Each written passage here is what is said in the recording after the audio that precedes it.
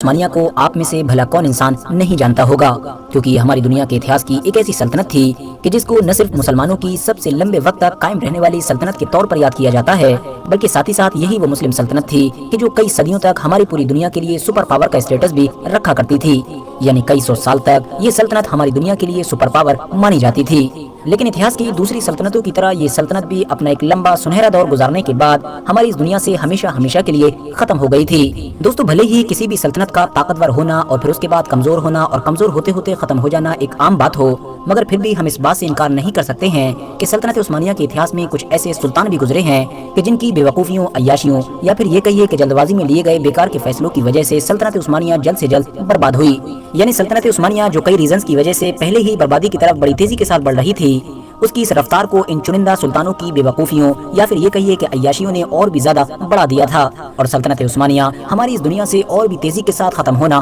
شروع ہو گئی تھی۔ فی الحال آج کی اس ویڈیو میں ہم آپ لوگوں کو سلطنت عثمانیہ کے اتہاس کے 4 ایسے سلطانوں سے ہی روبرو کرانے والے ہیں کہ جن کو اگر سلطنت عثمانیہ کا سب سے بیکار اور سب سے نالائق سلطان کہا جائے تو شاید یہ کہنا غلط نہیں ہوگا، اور ایسا میں کیوں کہہ رہا ہوں یہ چیز آپ لوگ اس ویڈیو کو دیکھنے کے بعد اچھی طرح سے سمجھ سکیں گے۔ اس لسٹ میں پہلے نمبر پر نام آتا ہے سلیم سیکنڈ کا۔ سلطان سلیم سیکنڈ یا پھر کہیے سلطان سلیم ثانی، یہ سلطنت عثمانیہ کے 11ویں سلطان تھے جو ایک یورپین کنیز ہرم سلطان کے پیٹ سے پیدا ہوئے تھے۔ ان کے والد کا نام سلیمان دی میگنیفیسنٹ تھا۔ یاد رہے کہ یہ وہی سلیمان دی میگنیفیسنٹ ہیں کہ جن کو نہ صرف سلطنت عثمانیہ کے سب سے طاقتور سلطانوں میں گنا جاتا ہے، بلکہ ان کے دور میں ہی سلطنت عثمانیہ نے پوری دنیا میں سپر پاور کا اسٹیٹس حاصل کیا تھا۔ سلیمان دی میگنیفیسنٹ نے اپنے قابل بیٹے یعنی مصطفیٰ کے قتل کے بعد ہی اپنے دوسرے بیٹے یعنی سلیم ثانی کو سلطان کے طور پر نامزد کیا تھا، اور یقیناً یہ بہت زیادہ غلط فیصلہ تھا، کیونکہ سلطنت عثمانیہ جیسی بڑی سلطنت کو سنبھالنے کے لیے سلطان سلیم ثانی کے پاس ذرہ برابر بھی قابلیت موجود نہیں تھی، بلکہ سلیم ثانی کا زیادہ تر وقت تو شراب اور حرم میں موجود عورتوں کی آغوش میں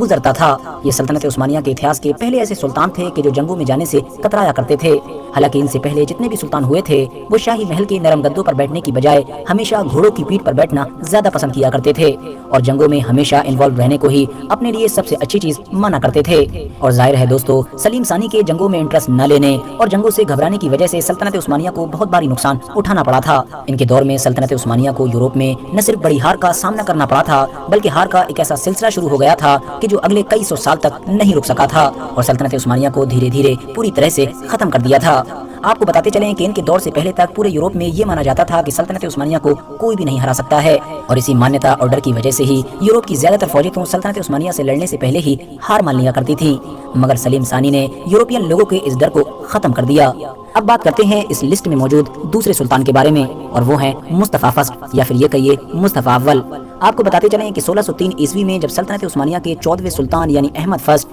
گدی پر بیٹھے تو انہوں نے گدی پر بیٹھتے ہی اپنے چھوٹے بھائی کہ جس کی عمر 11 سال تھی اور جس کا نام مصطفیٰ فرسٹ تھا اس کو قید میں ڈلوا دیا، کیونکہ اس دور میں سلطنت کا یہی اصول ہوا کرتا تھا۔ اتہاس کاروں کی مانے تو مصطفیٰ فرسٹ کی دماغی حالت بچپن سے ہی خراب ہوا کرتی تھی، مگر جب اس کو ایک لمبے وقت تک قید میں ڈالا گیا تو اس قید کی وجہ سے ان کی حالت اور بھی زیادہ خراب ہو گئی، کیونکہ قید کے دوران یہ ہمیشہ یہ سوچ سوچ کر ڈرتے رہتے تھے کہ میرا بڑا بھائی نہ جانے کب مجھ کو قید سے نکال کر قتل کروا دے گا۔ مگر دوستو ہوا یہ کہ احمد فرسٹ کے جو 1603 میں گدی پر بیٹھے تھے ان کی 28 سال کی عمر میں ہی موت ہو گئی، اور پھر نہ چاہتے ہوئے بھی مصطفیٰ فرسٹ کو قید سے نکال کر سلطنت عثمانیہ کی گدی پر بیٹھا دیا گیا۔ اب ظاہر ہے ان کی دماغی حالت تو بہت زیادہ خراب ہو چکی تھی۔ اتہاسکار لکھتے ہیں کہ یہ سلطنت کی گدی پر بیٹھ کر ہمیشہ ہنستے رہتے تھے اور ایک ایسے خیالی انسان سے باتیں کرتے رہتے تھے کہ جو ان کے علاوہ کسی کو نظر ہی نہیں آتا تھا۔ ان کے اوٹ پٹانگ فیصلوں نے وزیروں اور فوج کے ساتھ ساتھ پوری سلطنت کو حیران کر رکھا تھا۔ کبھی یہ کسی کسان کو آیا صوفیہ مسجد کا امام بنا دیا کرتے تھے تو کبھی کسی گدا گاڑی چلانے والے انسان کو دمشق جیسے بڑے اور عظیم شہر کا گورنر بنا دیتے تھے۔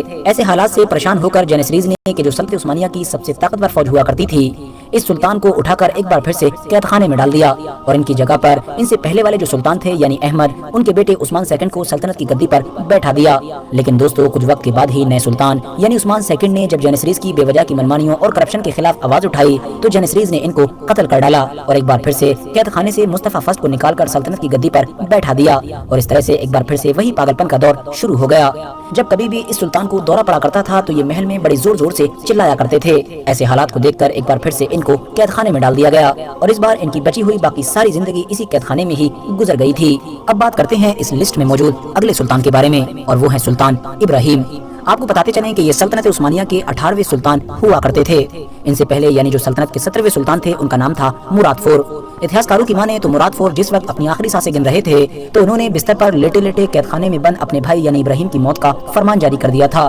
क्योंकि वो चाहते थे कि इब्राहिम जैसे पागल इंसान के हाथों में सल्तनत उस्मानिया जैसी अजीम सल्तनत की बागडोर जाए। इससे बेहतर तो यही है कि हमारी नस्ल यहीं खत्म हो जाए। मगर कुसुम सुल्तान के जो उस दौर में सल्तनत उस्मानिया की हद से ज्यादा ताकतवर औरत हुआ करती थी, उनकी वजह से ये मुमकिन न हो सका और आखिरकार मुराद फोर की मौत के बाद सालों से कैदखाने में बंद इब्राहिम को बाहर निकालकर सल्तनत की गद्दी पर बैठा दिया गया। गद्दी पर बैठने के बाद सुल्तान इब्राहिम ने वही किया कि जिसका डर इनसे पहले वाले सुल्तान को सता रहा था। आपको बताते चलें कि इतिहासकार लिखते हैं कि सुल्तान इब्राहिम का ज्यादातर वक्त हरम में मौजूद औरतों के साथ ही गुजरा करता था। इतना ही नहीं, सुल्तान इब्राहिम के दौर में दुनिया के अलग अलग इलाकों से मोटी लड़कियों को चुनकर इसके हरम में लाया जाता था, क्योंकि इस सुल्तान को मोटी लड़कियां हद से ज्यादा पसंद थीं। इतिहासकार तो यहाँ तक लिखते हैं कि ये कभी कभी अपनी सभी कनीजों को, कि जिनकी तादाद सैकड़ों में हुआ करती थी, एक शाही बाग में इकट्ठा होने का ऑर्डर दिया करता था और फिर शाही बाग में इकट्ठे हो जाने के बाद इन सभी कनीजों को बेलिबास करके महल के सरकारी मुलाजिमों के सामने ही इनको मारता पीटता और इनकी बेइज्जती किया करता था। एक बार की बात है कि इसकी एक पसंदीदा कनीज के जिसका नाम शकरपारा हुआ करता था, उसने इसको खबर दी कि हमारे महल में मौजूद एक कनीज का रिश्ता किसी बाहर के गैर मर्द के साथ है।